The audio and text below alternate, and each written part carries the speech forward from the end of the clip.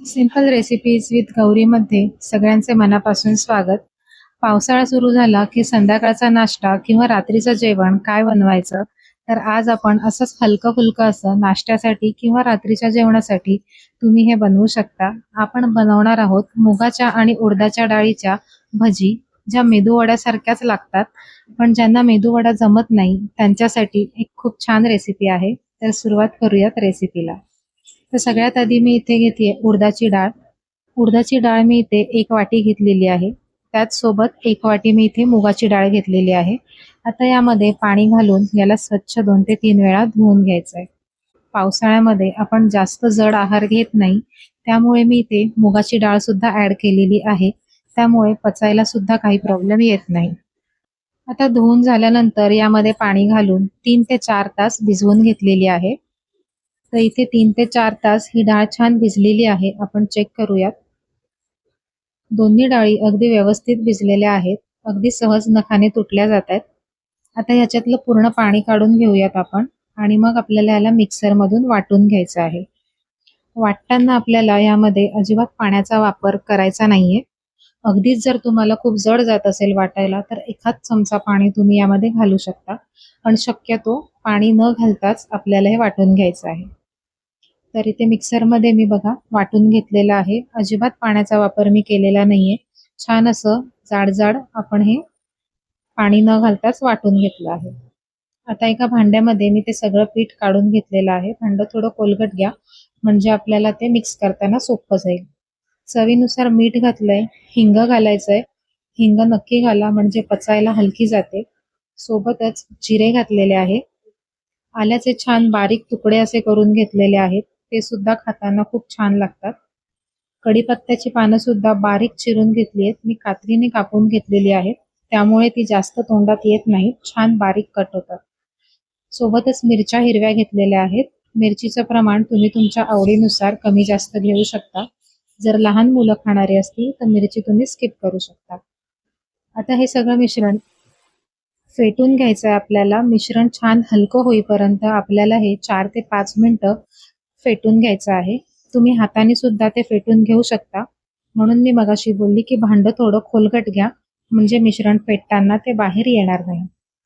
तर इथे मी विस्करनेच 4 ते 5 मिनिटं याला छान फेटून घेणार आहे. तिथे 5 ते 6 मिनिटं बघा मी फेटून घेतलंय आणि पूर्वीपेक्षा हे दिसतानाच दिसतंय की किती फ्लफी झालेलं आहे ते.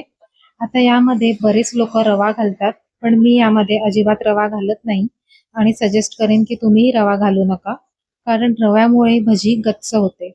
आता हे मिश्रण हलकं झालंय हे ओळखण्याची टिप म्हणजे एका वाटीभर पाणी घेऊन तुम्ही वाटीमध्ये 1 चमचाभर मिश्रण त्यात टाका. ते लगेच वरती तरंगते, म्हणजे आपलं मिश्रण छान हलकं झालेलं आहे. आता तेल गरम करून घ्यायचं आहे आणि चमच्याने मी इथे भजी सोडत आहे. तुम्हाला जर हाताने जमत असेल तर तुम्ही हाताने सुद्धा सोडू शकता, पण चमच्याने अंगावरती तेल उडायची सुद्धा शक्यता राहत नाही. तुम्ही चमचा एकदा पाण्यात बुडवून घ्यायचा आहे आणि मग हे असं मिश्रण थोडं थोडं चमच्याने टाकायचं आहे. अगदी अलगद चमच्यातून ते सुटलं जातं चमचा ओला केल्यामुळे. तर तुम्हाला ज्या साईजची भजी बनवायची असेल त्या हिशोबाने मिश्रण तुम्ही चमच्यामध्ये घ्यायचं आहे. एका वेळेला खूप जास्त भजी सुद्धा तेलात सोडायची नाहीये आणि तेलात भजी सोडल्या सोडल्या लगेचच झारा लावायचा नाहीये. 1-2 मिनिटं ते मिश्रण थोडंसं सेट होऊन द्यायचंय तेलामध्ये आणि मग त्यानंतरच झाऱ्याने आपल्याला ते खाली वर करून भजी तळून घ्यायची आहे. आता जर तुम्ही यामध्ये रवा घातलात तर ती भजी दिसताना तर फुललेली दिसते, पण आतमधून जेव्हा तुम्ही तिला ती तोडाल तेव्हा ती अशी गच्च गच्च वाटते, फ्लफी वाटत नाही. मी तुम्हाला ती सुद्धा पुढे दाखवते. दोघांमधला फरक मी तुम्हाला नक्की दाखवते. आता बघा, 5 ते 7 मिनिटांमध्ये हाय टू मीडियम फ्लेमवरती या भजी छान सोनेरी रंगावरती येतात. गॅसची फ्लेम इथे मी मीडियम ठेवलेली आहे. खूप जास्त आपल्याला स्लो गॅसवर सुद्धा तळायची नाहीयेत, नाहीतर ते खूप तेलकट होतात आणि खूप जास्त फास्ट जर तुम्ही गॅस ठेवलात तर ते वरतून क्रिस्पी होतात, पण आतमधून मात्र थोड्या कच्च्या राहतात. त्यामुळे गॅसची फ्लेम आपल्याला मीडियमच ठेवायची आहे आणि मग त्यावरती भजी तळून घ्यायची आहे. इकडे आता एक 5 ते 7 मिनिटं होऊन गेलेली आहेत आणि भजीचा रंग तुम्ही बघू शकताय. अगदी मेदूवड्याचा जसा रंग असतो त्याच रंगावरती तळून घेतलेला आहे. लागतातही चवीला त्या तशाच. तर तुम्ही बघा, मी जवळून सुद्धा तुम्हाला दाखवते. याच्यातलं तेल आधी आपण सगळं निथळून घेऊयात आणि या भजीचा रंग बघा किती छान आलेला आहे तो. आता अशाच प्रकारे मी बाकीच्या सुद्धा भजी तळून घेणार आहेत. याला आपण एका ताटामध्ये काढून घेऊयात. आता तोपर्यंत मी पुढची बॅच सुद्धा तळून घेते. तर इथे आपल्या भजी सगळ्या तळून तयार झालेल्या आहेत. रंग तुम्ही बघू शकताय किती छान सुरेख आलेला आहे. ज्यांना मेदूवडा आवडतो पण बनवायची भीती वाटते त्यांच्यासाठी हे खूप छान रेसिपी आहे. आता तुम्हाला मी ते एक भजी तोडून सुद्धा दाखवते.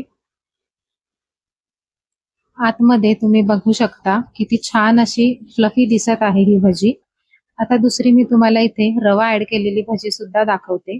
मी 4-5 भजी थोड्या रवा ऍड करून सुद्धा तळल्या आहेत.